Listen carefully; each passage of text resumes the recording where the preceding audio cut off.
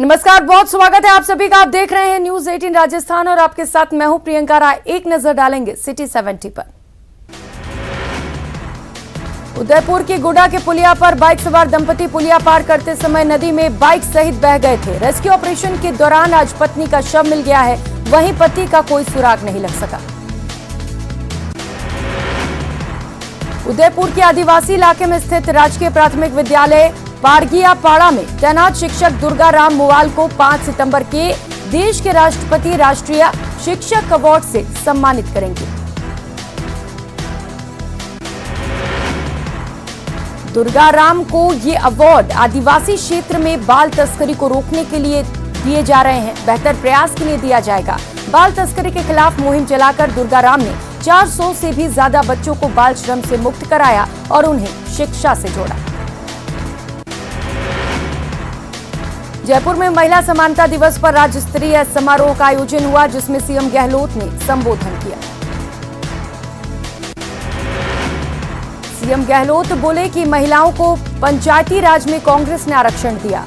अब सोनिया गांधी ने मुद्दा उठाया कि संसद और विधानसभा में भी महिलाओं को 30% आरक्षण दिया जाए। ये बिल राज्यसभा में पास हो चुका है, लेकिन अब फिर इसमें अड़चन आ गई।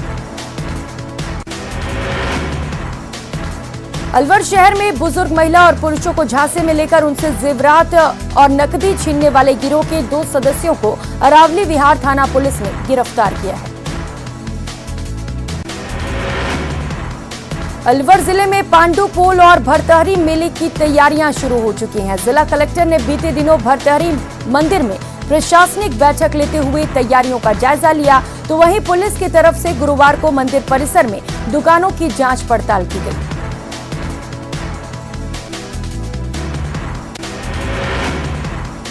अलवर के रामगढ़ कस्बे के बस स्टैंड के पास जनरल स्टोर में शटर तोड़कर चोरी हुई। चोरों ने दुकान में रखी 5000 की नोटों की माला और कुछ सामान पर हाथ साफ कर लिए। सूचना पर पुलिस मौके पर पहुंची और मामला दर्ज कर अज्ञातों की तलाश शुरू कर दी।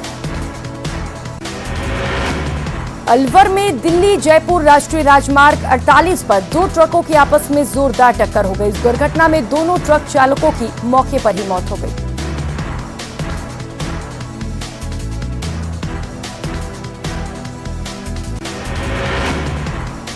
बूंदी के केशव रायपाटन क्षेत्र में चंबल नदी में आ रहे उफान के चलते नदी से निकलकर 11 फीट विशाल मगरमच्छ एक गांव में जा घुसा।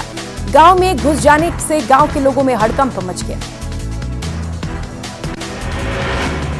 मगरमच्छ के गांव के आबादी के बीच पहुंच जाने से घबराए गांव के लोगों ने केशव रायपाटन पुलिस और वन विभाग को इसकी सूचना दी, जिसके बाद गांव में मौके पर पहुंची पुलिस और वन विभाग ने इसका रेस्क्यू किया और उसे चंबल नदी में छोड़ दिया, जिससे लोगों ने राहत की सांस ली। बूंदी शहर में भाजपा कार्यकर्ताओं ने सड़क में भरे पानी में बैठकर अनोखा विरोध प्रदर्शन किया।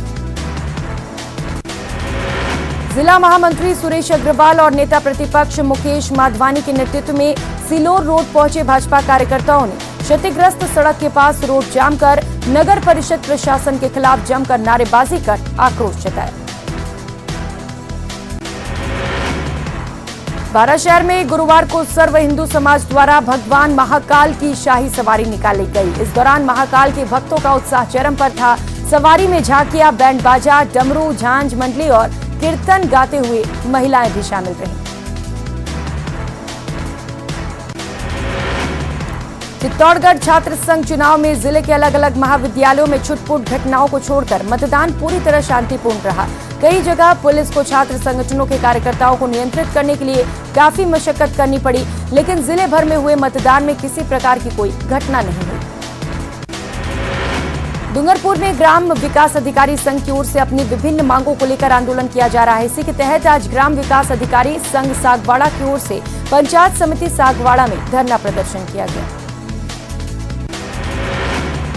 डूंगरपुर में छात्र संघ चुनाव के तहत शुक्रवार को जिले के चारों कॉलेजों में शांतिपूर्ण मतदान संपन्न हुआ। छात्र संघ चुनाव के तहत मतदाताओं ने 4 कॉलेजों के 55 छात्र नेताओं का भविष्य मत पेटियों में कैद कर दिया है। जिले के सबसे बड़े एसबीपी कॉलेज में 86.94% मतदान हुआ।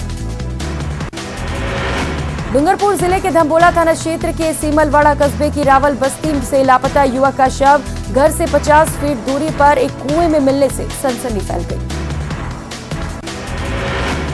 युवक पिछले 5 दिन से लापता था। इधर मृतक के परिजनों ने युवक की मौत पर संदेह जताया है।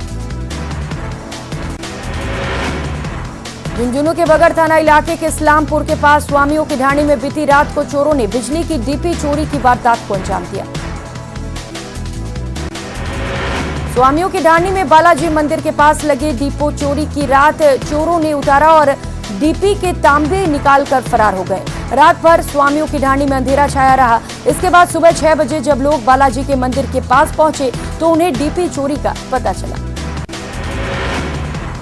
जालौर के बाद दौसा में भी एक दलित बच्चे के साथ बेरहमी से मारपीट का मामला सामने आया और मारपीट का आरोप सरकारी स्कूल के शिक्षक पर लगा है।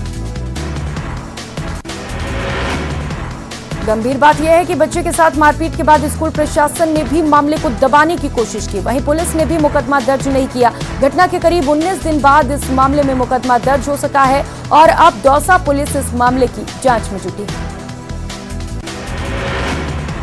जालौर जिले के बागोड़ा पंचायत समिति के विकास अधिकारी पर पंचायत समिति सदस्यों ने गंभीर आरोप लगाए हैं। बीडीओ पर आरोप है कि बागोड़ा पंचायत समिति क्षेत्र के सभी ग्राम सेवकों और सरपंचों से बीडीओ के द्वारा हफ्ता वसूली की जा रही है।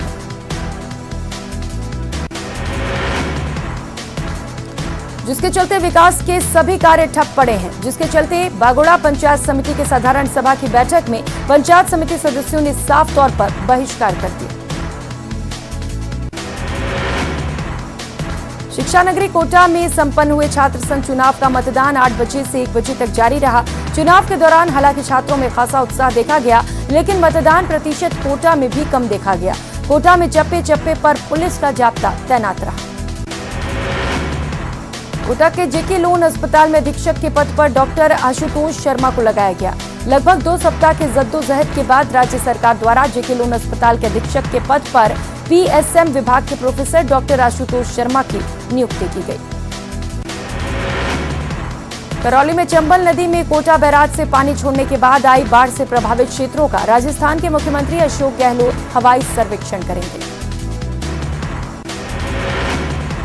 ग्रामीण विकास और पंचायती राज मंत्री रमेश मीणा शुक्रवार सुबह मंडरायल पहुंचे और मुख्यमंत्री के दौरे की तैयारियों का जायजा लिया। इस दौरान मंत्री ने हेलीपैड और सभा स्थल का निरीक्षण कर व्यवस्थाओं का जायजा लिया।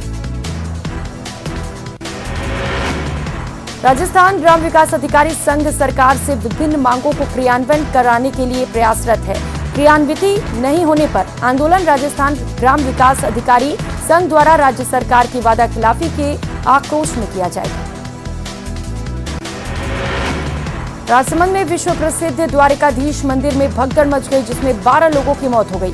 आनन फानन में प्रशासनिक अधिकारी मौके पर पहुंचे, लेकिन ये सब प्रशासनिक मॉकड्रिल निकली। सीकर में शुक्रवार को पहली बार महिला समानता दिवस मनाया गया। सीकर में इस मौके पर महिला अधिकारिता विभाग और जिला प्रशासन की ओर से महिलाओं को सम्मानित किया गया। सीकर के नीमका थाना में सूदखोरी के लिए हत्या का मामला सामने आया। यहां पर आरोप है कि एक बुजुर्ग को सूदखोरों ने कुएं में डाल दिया, जिससे उसकी मौत हो गई। इस घटना के बाद परिजनों ने जमकर हंगामा किया। इसके बाद समझाइश से मामला शांत हुआ।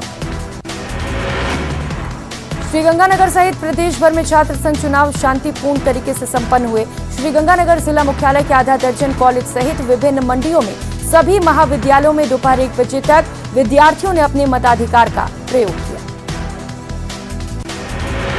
श्रीगंगानगर के निजी महाविद्यालय में अध्यक्ष पद पर एक प्रत्याशी का नामांकन पत्र खारिज होने के बाद दूसरा प्रत्याशी निर्विरोध रूप से निर्वाचित हो गया। ऐसे में आज महाविद्यालय में वोटिंग नहीं हुई। टोंक में पॉक्सो कोर्ट ने फैसला सुनाते हुए पीड़िता से दुष्कर्म करने के आरोपी को 10 साल के कठोर कारावास की सजा सुनाई। कोर्ट ने 40,000 रुपए का जुर्माना भी लगाया। धौलपुर में कोटा बैराज सहित अन्य बांधों से पानी छोड़े जाने से चंबल नदी ने जिले ने कहर बरपाना शुरू कर दिया है। इससे 100 से अधिक गांव प्रभावित हो चुके हैं।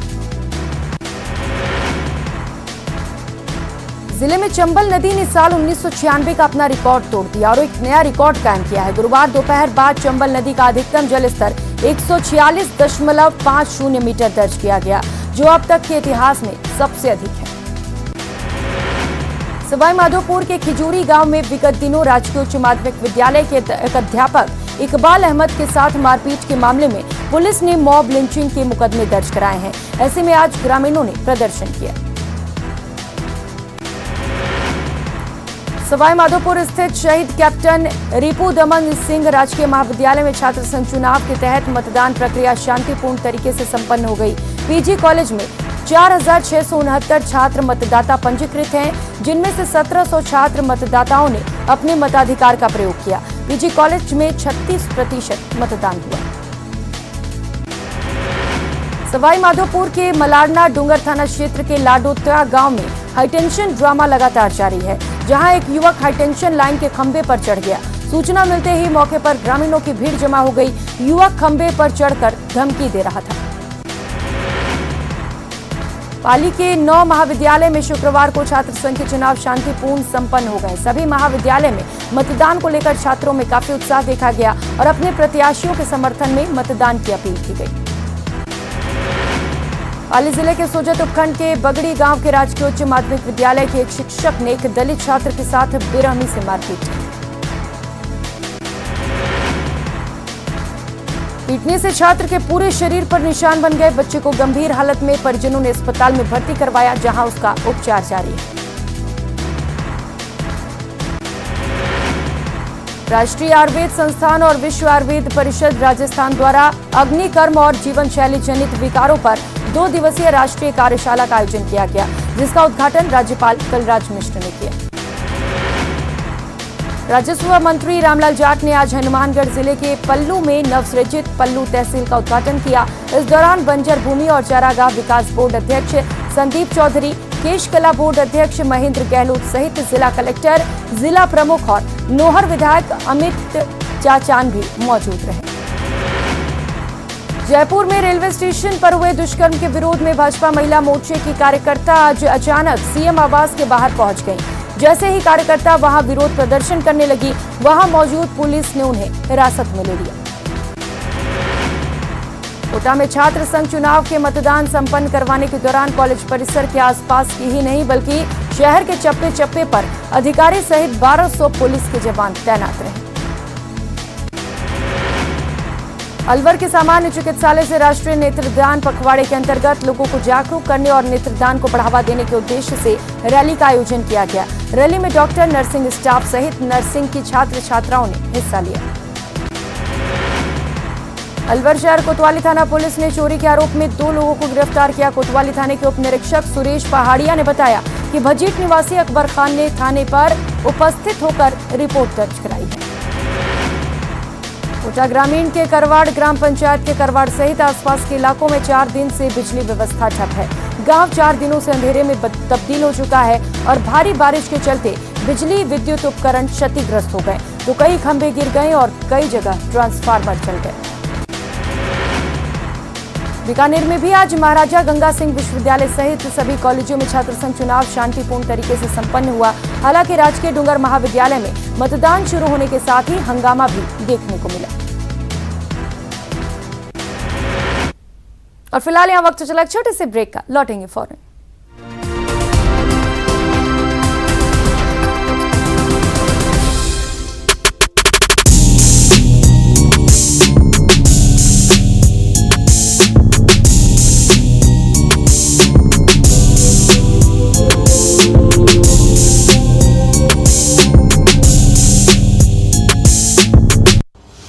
काउंटिंग का काउंटडाउन, कैंपस में कोहराम, आजाद हुए गुलाम नबी, फिर टीचर का टॉर्चर, लंपी का देसी इलाज। देखिए शाम 6:56 पर म्हारो राजस्थान।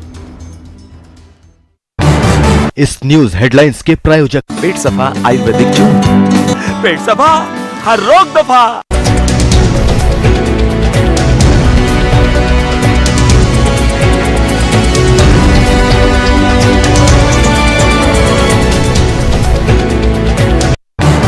इस न्यूज हेडलाइंस के प्रायोजक पेट सफा आयुर्वेदिक जून, पेट सफा हर रोग दफा।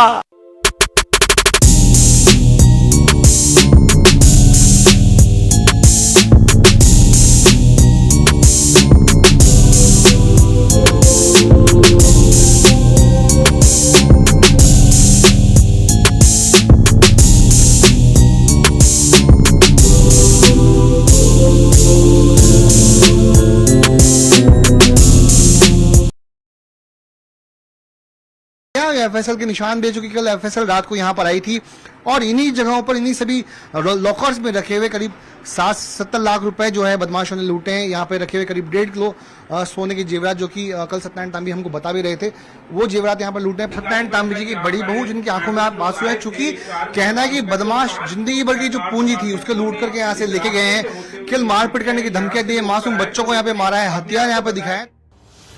घटना बुधवार शाम 7:30 के करीब की है। आटा व्यापारी के घर इनकम टैक्स अफसर बनकर घुसे बदमाश। बदमाशों ने घर में घुसते ही महिलाओं को बंधक बनाया। घर के सभी सदस्यों के मोबाइल अपने पास रख लिए।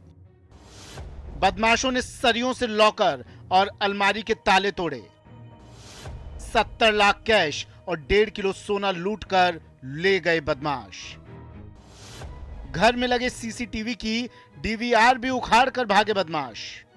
हेल्पर तो था ही उनके साथ में, वो मशीन की बात कर रहे थे कि मशीन मंगा रहे हैं अभी। अब मैंने उनसे ये कहा था, भाई ये कहाँ लेके जा रहे हो? नोट इनकम टैक्स जो भी सामान उन्होंने गहने घाटे जो लेके जा रहे थे थैलों में, तकियों की खोली में भर भर के, तो उन्होंने कहा कि चुप हो जाओ मत। जानकार का हाथ जरूर हो सकता है, क्योंकि बिना रेकी के ये काम हो नहीं सकता और उनको किसी भी तरह का कोई डर नहीं था जो आए थे। मतलब उन्होंने 2 कैंडिडेटों का वेट और किया जो बाहर थे, वो भी अंदर आए और फिर उनको भी उन्होंने है ना जो अपने काबू में किया, गन पॉइंट पे लिया, तो पूरी तरह से रेकी करके आए हैं। बदमाशों के भागने के बाद जैसे तैसे परिवार के सदस्यों ने एक दूसरे को मुक्त करवाया और पुलिस को सूचना दी। पुलिस और एफएसएल की टीम जांच में जुटी है। रेकी की संभावना है और उस पे हम लोग सीसीटीवी फुटेज और जो भी परंपरागत पुलिसिंग है वो कर रहे हैं और जल्दी पकड़े जाएंगे। जैसा आप फरियादी बता रहे हैं कि जब वो आए थे तब उन्होंने अपने आप को इनकम टैक्स के अधिकारी बताया। उन्होंने आई कार्ड भी मांगा लेकिन आई कार्ड नहीं दिया और बल्कि उनको धमका के कहा कि इसकी आवश्यकता नहीं है। निश्चित रूप से तरीका वारदात थोड़ा सा अलग है, लेकिन इस तरीके की वारदात होती है और हम हर तरीके से कोशिश कर रहे हैं। पुलिस का दावा भी है कि अगले 24 घंटों में कुछ दिनों में जो है इस पूरी वारदात का खुलासा होगा, बदमाश यहाँ पकड़े जाएंगे। फिलहाल कैमरा पर्सन भवानी के साथ विष्णु शर्मा, न्यूज 18 राजस्थान, जयपुर। बारिश ने किया प्रदेश को बर्बाद, अब पीड़ितों के लिए मुआवजे की बात। मुआवजे का इंतजाम करेंगे तो बहुत जल्दी, जितने जल्दी हो सके वो मुआवजा देने का काम करें, ताकि वो जो लोग जो बेघर हो गए हैं, जिनकी फसल बिल्कुल नष्ट हो गई है, उनको कुछ तो राहत मिलेगी। ये तस्वीर है बर्बादी की। करीब 50 साल बाद प्रदेश में एक साथ कई दिनों तक बारिश हुई तो सालों से प्रशासन की कोताही की पोल खुलने लगी। शहर शहर पानी वाली बर्बादी दिखी, लोगों का जीना मुश्किल हो गया। शहर की सड़कों से लेकर गांव में लहलहाती फसलें पानी की चपेट में आकर कराहने लगी। ये 5 तस्वीरें ऐसी ही कहानी बयां कर रही हैं। लेकिन इस बर्बादी के बाद शुरू हुआ बाढ़ प्रभावित क्षेत्रों का हवाई सर्वेक्षण का दौर। करीब 72 घंटे की बारिश के बाद सीएम गहलोत ने कोटा और बारा में बाढ़ ग्रसित इलाकों का हवाई सर्वे किया। कोटा में आश्रय स्थल पर रह रहे बाढ़ पीड़ितों से सीएम ने मुलाकात के बाद लोगों को सही मुआवजे का भरोसा दिया। हमने कहा है जिला प्रशासन को भी कि वो माकूल इंतजाम करे, मकानों को सर्वे करने का काम भी करे, क्योंकि यहाँ जो विस्थापित आए हैं वो बाढ़ पीड़ित हैं, तो उनके मकान ढह गए, कर गए, बहुत ही शिकायत कर रहे थे। वो सर्वे होगा, उनको पूरी इमदाद करेंगे। खाने पीने की व्यवस्था भी सब की गई है, सब संतुष्ट थे, तो हमें पूरी तरह खाना पीना मिल रहा है, कोई दिक्कत नहीं है। जिनके मकान टूटे उनके लिए क्या सोच रहे हैं? सर्वे करवा रहे हैं, सर्वे के बाद में सब कुछ फैसले होंगे, भाई क्या कर सकते हैं। नॉर्म्स भी होते हैं ऐसे वक्त में, बाढ़ के वक्त में, तो नॉर्म्स को ज़्यादा बनाएंगे और जो मैक्सिमम मदद हो सकती है वो करवाने की कोशिश करें। सीएम गहलोत के साथ यूडीएच मंत्री शांति धारीवाल, चिकित्सा मंत्री प्रसादी लाल मीणा और खनन मंत्री प्रमोद जैन भाया भी कोटा दौरे पर पहुंचे। बारिश ने कोटा बारा इलाके में ही सबसे ज्यादा कहर ढाया है। प्रदेश के स्वास्थ्य मंत्री और कोटा के प्रभारी प्रसादी लाल मीणा ने भी पीड़ितों को जल्द मुआवजे का भरोसा दिया है। उसका जल्दी सर्वे करा के, गिरदावरी करा के, स्पेशल गिरदावरी करा के किसानों को राहत प्रदान करेंगे। फसल बीमा का जो काम है वो फसल बीमा से भी किसानों को राहत दी जाएगी।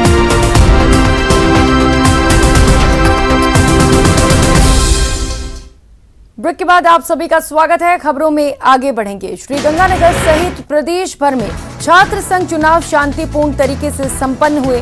श्रीगंगानगर जिला मुख्यालय के आधा दर्जन कॉलेजों सहित विभिन्न मंडियों में सभी महाविद्यालयों में दोपहर 1 बजे तक विद्यार्थियों ने अपने मताधिकार का प्रयोग किया। पाली के 9 महाविद्यालय में शुक्रवार को छात्र संघ के चुनाव शांतिपूर्ण संपन्न हो गए। सभी महाविद्यालय में मतदान को लेकर छात्रों में काफी उत्साह देखा गया। चित्तौड़गढ़ छात्र संघ चुनाव में जिले के अलग अलग महाविद्यालयों में छुटपुट घटनाओं को छोड़कर मतदान पूरी तरह शांतिपूर्ण रहा। कई जगह पर पुलिस को छात्र संगठनों के कार्यकर्ताओं को नियंत्रित करने के लिए काफी मशक्कत करनी पड़ी। शिक्षा नगरी कोटा में संपन्न हुए छात्र संघ चुनाव का मतदान 8 बजे से 1 बजे तक जारी रहा। चुनाव के दौरान हालांकि छात्रों में खासा उत्साह देखा गया, लेकिन मतदान प्रतिशत कोटा में भी कम रहा। कोटा में चप्पे चप्पे पर पुलिस का जाब्ता तैनात रहा। सवाईमाधोपुर स्थित शहीद कैप्टन रिपु दमन सिंह राजकीय महाविद्यालय में छात्र संघ चुनाव के तहत मतदान प्रक्रिया शांतिपूर्ण तरीके से संपन्न हो गई। पीजी कॉलेज में 4669 छात्र मतदाता पंजीकृत हैं, जिनमें से 1700 छात्र मतदाताओं ने अपने मताधिकार का प्रयोग किया। डूंगरपुर में छात्र संघ चुनाव के तहत शुक्रवार को जिले के चारों कॉलेजों में शांतिपूर्ण मतदान संपन्न हुआ। छात्र संघ चुनाव के तहत मतदाताओं ने 4 कॉलेजों के 55 छात्र नेताओं का भविष्य मत पेटियों में कैद कर दिया। जिले के सबसे बड़े एसबीपी कॉलेज में 46.94% मतदान हुआ। इस बुलेटिन में फिलहाल इतना ही। अब मुझे दीजिए इजाजत। नमस्कार।